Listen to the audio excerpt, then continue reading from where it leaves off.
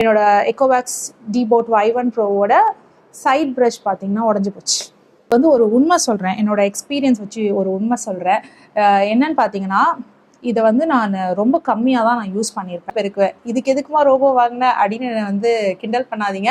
எனக்கே வாங்கின பிறகு தான் இந்த பிரச்சனைலாம் இருக்குன்னு தெரிஞ்சிச்சு. Friends, welcome to Samriya channel. இன்னைக்கு நம்ம பார்க்க போகிற வீடியோ பார்த்தீங்கன்னா எக்கோவேக்ஸ் டிபோட் Y1 ப்ரோ பற்றி தான்.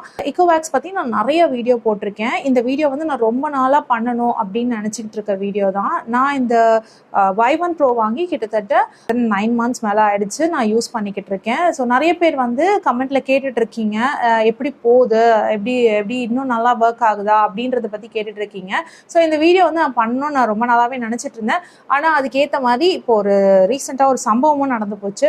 ஸோ இந்த சம்பவத்தையும் சேர்த்து நம்ம சொல்லிடலாம் நம்ம வீடியோவில் அப்படின்ற மாதிரி தான் நினச்சி தான் நான் வந்தேன். என்ன சம்பவம்னு உங்களுக்கு நான் ரொம்ப சஸ்பென்ஸ் வைக்க விரும்பல. ஆக்சுவலி வந்து பார்த்தீங்கன்னா, என்னோட எக்கோவேக்ஸ் டிபோட் Y1 ப்ரோவோட சைட் ப்ரஷ் பார்த்தீங்கன்னா உடஞ்சி போச்சு.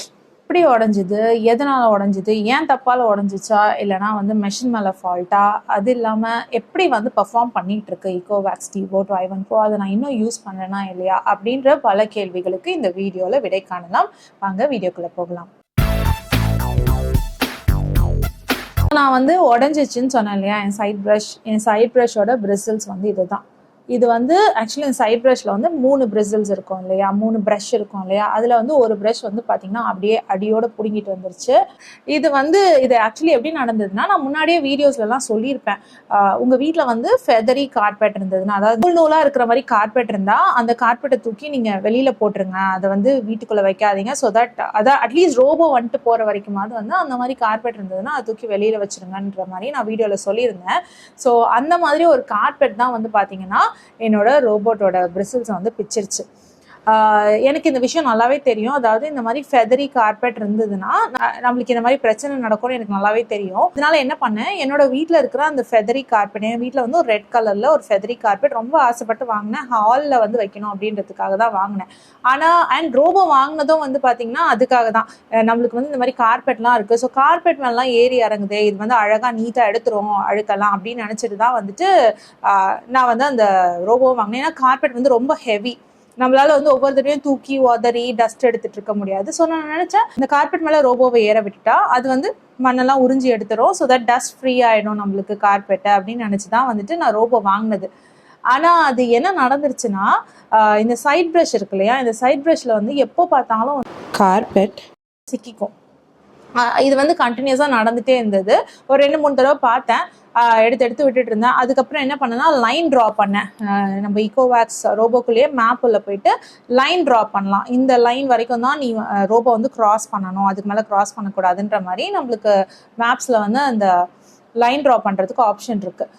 நான் அந்த மாதிரி போயிட்டு லைன் ட்ரா பண்ணேன். ஆனால் அது வந்து எனக்கு வந்து வீட்டில் வந்து கொஞ்சம் இடம் தான் க்ளீன் ஆகிற மாதிரி இருந்தது, அது ரொம்ப சாட்டிஸ்ஃபைடாக இல்லை. அதனால என்ன பண்ணேன், இந்த கார்பெட்டையே தூக்கி கொண்டு போயிட்டு ரூம்குள்ளே போட்டுட்டேன். இங்கே இருக்க வேணாம், ஹால்லே இருக்க வேணாம்னு சொல்லிட்டு அந்த ரூம்குள்ளே போட்டுட்டேன். இப்போ ரூம்குள்ளே தான் கார்பெட் இருக்குது. அதுக்கு நான் என்ன பண்ணுறேன்னா, அந்த கொடுமையை கேட்டால் நீங்களே சிரிப்பீங்க, அந்த ரூமை மட்டும் நான் என்ன பண்ணுவேன்னா தொடப்பத்தால் பெருக்குவேன். இதுக்கு எதுக்குமா ரோபோ வாங்கினேன் அப்படின்னு வந்து கிண்டல் பண்ணாதீங்க. எனக்கே வாங்கின பிறகு தான் இந்த பிரச்சனைலாம் இருக்குன்னு தெரிஞ்சிச்சு. அதனால எப்போவுமே அந்த ரூமை மட்டும் நான் வந்துட்டு தொடப்பத்தால் பெருக்கி குப்பையை வெளியில் அள்ளி போட்டுட்டு அதுக்கப்புறம் தான் இந்த ரோபோவை ஆன் பண்ணுவேன். ஸோ இப்படி தான் வந்து என் ரெகுலர் லைஃப் வந்து போயிட்டுருக்கு ரோபோவோட. ஸோ அந்த ஒரு ரூமுக்கு மட்டும் வந்து நான் ரோபோவை அனுப்ப மாட்டேன், ஏன்னா அந்த கார்பெட் இருக்கிறதுனால. அன்னைக்கு ஒரு நாள் என்ன ஆயிடுச்சுன்னா, பர்டிகுலராக லாஸ்ட் வீக்கில் ஏதோ ஒரு ஞாபகத்தில் அந்த டோரை திறந்து வச்சுட்டேங்க. டோரை திறந்து வச்சு இந்த ரோபோவை ஆன் பண்ணிட்டேன். இந்த ரோபோ வந்து எப்போ உள்ளே போச்சுன்னு எனக்கு தெரியல. அதுக்கப்புறம் எனக்கு மொபைலில் மெசேஜ் வந்துச்சு, இந்த மாதிரி ஸ்டக்காக இருக்குது, ரோபோ ஸ்டக்காக இருக்குது அப்படின்னு சொல்லிட்டு மெசேஜ் வந்துச்சு. சரி என்னடா நடக்குதுன்னு சொல்லிட்டு போய் பார்த்தா இந்த மாதிரி என்னோட கார்பெட்லாம் நல்லா மாட்டிட்டு இருந்தது. சரி அப்படின்னு சொல்லிட்டு இதுவாக என்ன பண்ணேன், ஒன்றா எடுத்து விட்டேன். அப்போ தான் வந்து பியாமல் வரும் அப்படின்னு சொல்லிட்டு ஒரு டைமுக்கு மேலே ரொம்ப பொறுமை இல்லை, கொஞ்சம் லைட்டாக இழுத்தேன் பாருங்கள், மொத்தமாக கையோட வந்துடுச்சு. இப்போ வந்து என்னோட அந்த ப்ரஷ் பார்த்தீங்கன்னா அதில் 3 இருக்கும் இல்லையா, 3 பிரிசில்ஸ் இருக்கும் இல்லையா, இப்போ வந்து அதில் 2 தான் இருக்குது. இதனால வந்து நீங்கள் வந்து அந்த ரோபோவை இப்போ யூஸ் பண்ணாமல் வச்சுருக்கீங்களா அப்படின்னு நீங்கள் கேட்டிங்கன்னா இல்லை. இப்போ அந்த 2 பிரிசில்ஸோட தான் வந்து என் ரோபோ சுற்றிட்டு வந்துட்டுருக்கு. க்ளீனிங்கில் வந்து உங்களுக்கு எதனா குறை இருக்கா அப்படின்னு கேட்டிங்கன்னா எனக்கு பெருசாக டிஃப்ரென்ஸ் எதுவுமே தெரியல. இந்த ஒரு ப்ரஷ் விழுந்ததுனால எதுவுமே தெரியல. ஆனால் நான் வந்து இதை ஃபெவிக்விக் போட்டு ஒட்ட போகிறேன் அப்படின்னு என் ஹஸ்பண்ட் கிட்ட சொல்லிட்டு இருக்கேன். என் ஹஸ்பண்ட் தான் வந்துட்டு என் மண்டையிலே தட்டி நம்ம வந்து வேற பொருள் வேணால் வாங்கிக்கலாம், அது எப்படி ஃபெவிக்விக் போட்டால் அது சுற்றுக்கு அது நிற்குமா அப்படின்னு அவர் சொல்கிறாரு. இருந்தாலும் வந்து நான் ட்ரை பண்ணி பார்க்க போகிறேன் ஏன் எப்படி ஒர்க் ஆகுதுன்னு சொல்லிட்டு. ஸோ ஆனால் நான் இன்னும் ஃபெவிக்விக் வாங்கலை. பட் கண்டிப்பாக வந்து அதுக்காக தான் இந்த ப்ரஷ்ஷை பார்த்தீங்கன்னா நான் பத்திரமா எடுத்து வச்சுருக்கேன். இந்த பிரிஞ்சு போன பீஸை வந்து நான் பத்திரமா எடுத்து வச்சுருக்கேன். ஸோ தட் வந்து நான் ரோபோவோட அதை ஃபிக்ஸ் பண்ணலாம் அப்படின்ற ஐடியாவில்.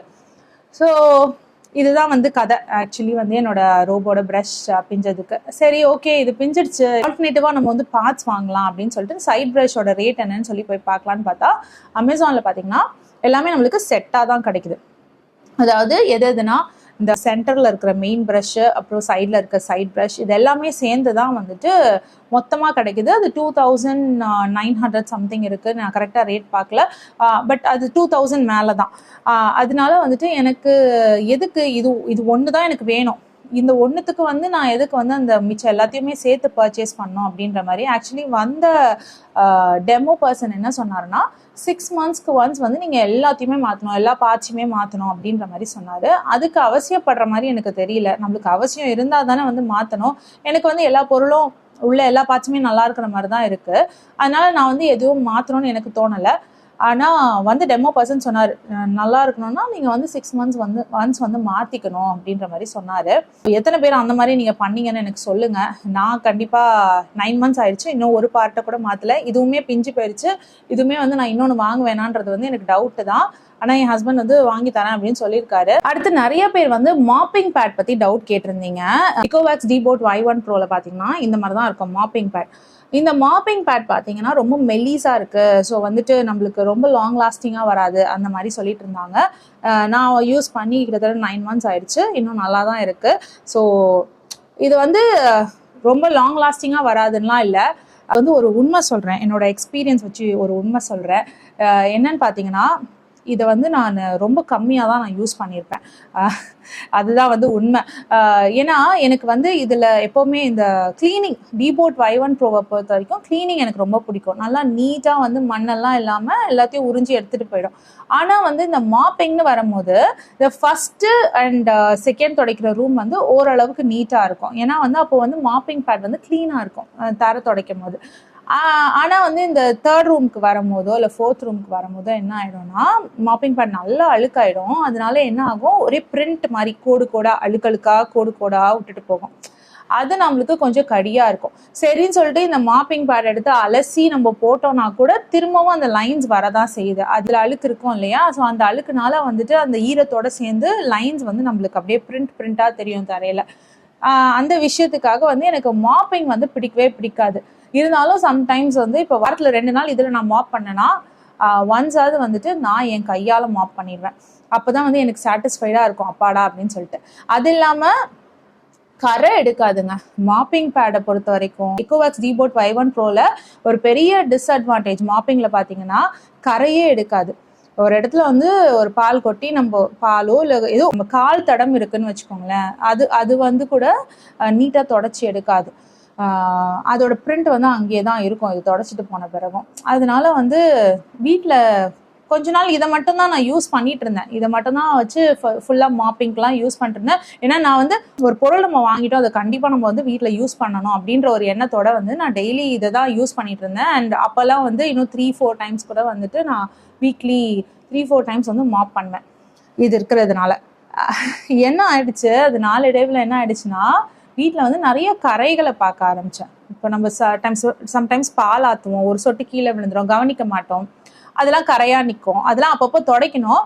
சம்டைம்ஸ் நம்ம கவனத்தில் இருக்காது, அப்படியே விட்டுட்டு போயிடுவோம். அந்த ஒரு சொட்டு விழுந்தது கூட நமக்கு தெரியாது, அது வந்து கரையாக நிற்கும். அதெல்லாம் வந்து நம்ம வந்து கையால் மாப் பண்ணும் போது நம்ம தொடச்சிருவோம். ஆனால் வந்து இதில் பண்ணும்பொழுது அதெல்லாம் வராது, அது அங்கேயே தான் இருக்கும் அந்த கரைலாம்.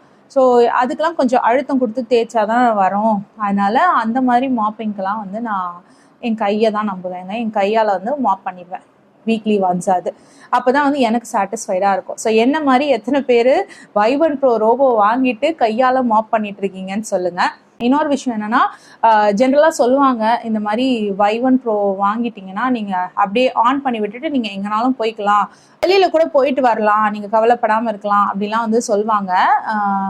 அது வந்து எந்த அளவுக்கு எனக்கு ஆக்சுவலி வந்து அது சரியா வரல. ஏன்னா என் வீட்டில் வந்து ஒரு பெட் இருக்கு. அந்த பெட் வந்து ஸ்டார்டிங்ல நான் வந்து இக்கோவேக்ஸ் டிபோட் ஆன் பண்ணும் போதெல்லாம் அந்த பெட்டை ரூம்ல போட்டு அடைச்சி வச்சிருவேன். மிச்ச நேரங்களில் வந்து அதை ரிலீஸ் பண்ணி விடுவேன். கொஞ்ச நாள் போக போக அது வந்து பழகிடுச்சு. என்னோட கேட் வந்து பார்த்தீங்கன்னா இந்த Y1 Proக்கு பழகிடுச்சு. ஸோ அது வந்தாலே இது இன்னொரு பக்கம் போயிடும். இன்னைக்கு பர்டிகுலராக ஒரு நாள் என்ன நடந்ததுன்னு தெரியல. என் கேட் வந்து தூங்கிட்டு இருந்திருக்கு. டிபோட் Y1 Pro அந்த பக்கம் போயிருக்கு. இது கண்ணை திறந்து பார்த்துட்டு தான் இருந்தது.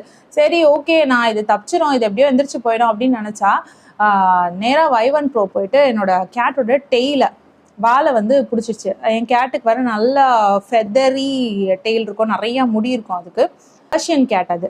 அதனால அதுக்கு நல்ல முடி இருக்கிறதுனால அந்த முடியில வந்து நல்லா சிக்கிக்கிச்சு, ஸ்டக் ஆயிடுச்சுன்னு எனக்கு மெசேஜ் வந்துச்சு. ஓடி போயிட்டு என்ன மாட்டுச்சுன்னு சொல்லி பார்த்தா என் கேட்டோட டெய்ல் மாட்டிருக்கு.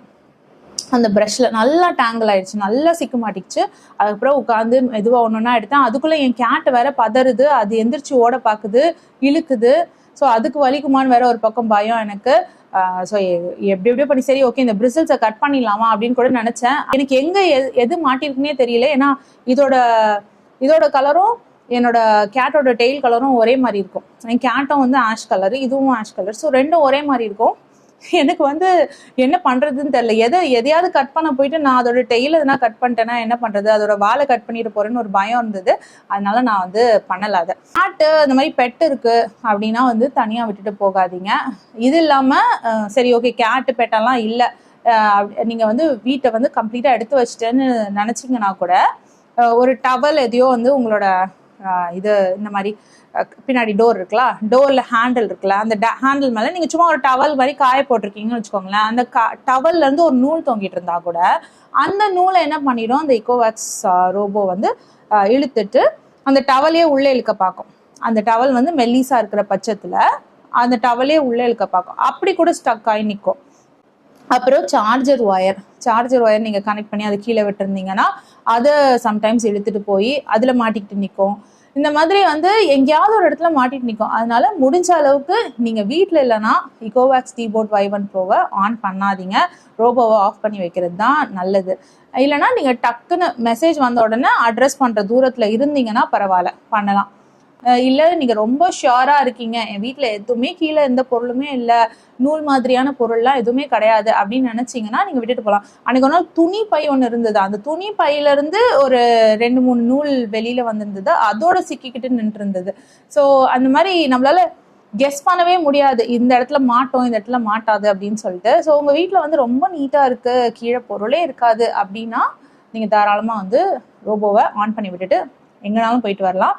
அதுக்கு பிறகு இன்னும் ஒரு டிப்ஸ் தானே, உங்கள் ரோபோ வந்து எதுனா ஸ்டக் ஆகி நின்றுடுச்சு, மூவ் ஆகவே இல்லை பிளேஸை விட்டு அப்படின்னா நீங்கள் என்ன பண்ணுங்கள், உங்கள் ரோபோவை ரீபூட் பண்ணுங்கள். ரீபூட் பண்ணுறது ரொம்ப ரொம்ப சிம்பிள். அந்த ஸ்டார்ட் பட்டனில் வந்து கொஞ்சம் லாங் ப்ரெஸ் பண்ணிங்கன்னா ஸ்டாப் ஆகிடும், அதாவது ஷட் டவுன் ஆகிடும். அதுக்கப்புறம் திரும்பியும் லாங் ப்ரெஸ் ஒரு 3 செகண்ட்ஸ் பண்ணிங்கன்னா ஒரு மியூசிக் வரும். அவ்வளோதான், உங்களுக்கு வந்து ரீபூட் ஆகிடும், ரீசெட் ஆகிடும். ஸோ தட் உங்களுக்கு எந்த பிரச்சனை இருந்தாலும் அது மாறிட்டு திரும்பி ஒர்க் ஆக ஆரம்பிச்சிடும். இன்றைக்கி என் ரோபோ அப்படி தான் நின்றுச்சு. கொஞ்ச நேரம் வந்து ஸ்டக் ஆகி ஓடாம ஆன்லயே இருக்கேன் ரோபோ, ஆனால் மூவ் ஆக மாட்டேங்குது. என்னடான்னு கொஞ்சம் பயந்துட்டேன். அதுக்கப்புறம் லாங் ப்ரெஸ் பண்ணி ஆன் பண்ண உடனே அது ஒர்க் ஆக ஆரம்பிச்சிருச்சு. இப்போ கூட பார்த்தீங்கன்னா ரோபோ இஸ் ஆன் டியூட்டி, அது அங்கே ஒர்க் பண்ணிட்டு இருக்கு. நான் வந்து இங்கே வீடியோ எடுத்துக்கிட்டு இருக்கேன். என் கேட் வந்துட்டு இங்கே கட்டில் அடியில் படுத்திருக்கு. ஸோ ஐம் ஷுர் நான் அதுக்கு எதுவுமே ஆகாது அப்படின்னு, சேஃபாக இருக்குது அப்படிங்கிற எண்ணம் எனக்கு நல்லா தெரியும். அதனால நான் நிம்மதியாக இருக்கேன். ஸோ இதுதான் விஷயம். நீங்கள் வந்து பார்த்துக்கோங்க, எப்போல்லாம் வந்துட்டு ரோபோ ஆன் பண்ணுறீங்களோ அப்போல்லாம் வந்து கீழே எந்த பொருளும் இல்லாமல் இருக்கா, அதாவது முக்கியமாக நூல் மாதிரியான பொருள், கயிறு மாதிரியான பொருள் இல்லாமல் இருக்கா அப்படின்றத வந்து பார்த்துக்கோங்க. இதெல்லாம் இல்லாமல் ஓவராலாக நீங்கள் வந்து அதோட பர்ஃபார்மன்ஸை பற்றி என்கிட்ட கேட்டிங்கன்னா, ஓவராலாக வந்து க்ளீனிங் பர்ஃபார்மன்ஸ் வந்து ஓகே தாங்க, நல்லா க்ளீன் பண்ணுது, எந்த பிரச்சனையும் இல்லை. அப்புறம் இந்த இதுக்கும் சொல்லிட்டேன், மாப்பிங் பேடும் வந்து அவ்வளோ ஈஸியாலாம் கிளியில் நான் நிறைய தடவை வாஷ் பண்ணியிருக்கேன். நான் தான் சொல்கிறேன்ல, வீக்லி வந்து ஒரு ட்வைஸ் த்ரைஸாவது நான் யூஸ் பண்ணிவிடுவேன். ரொம்ப ஆஃபனாக யூஸ் பண்ண மாட்டேன்.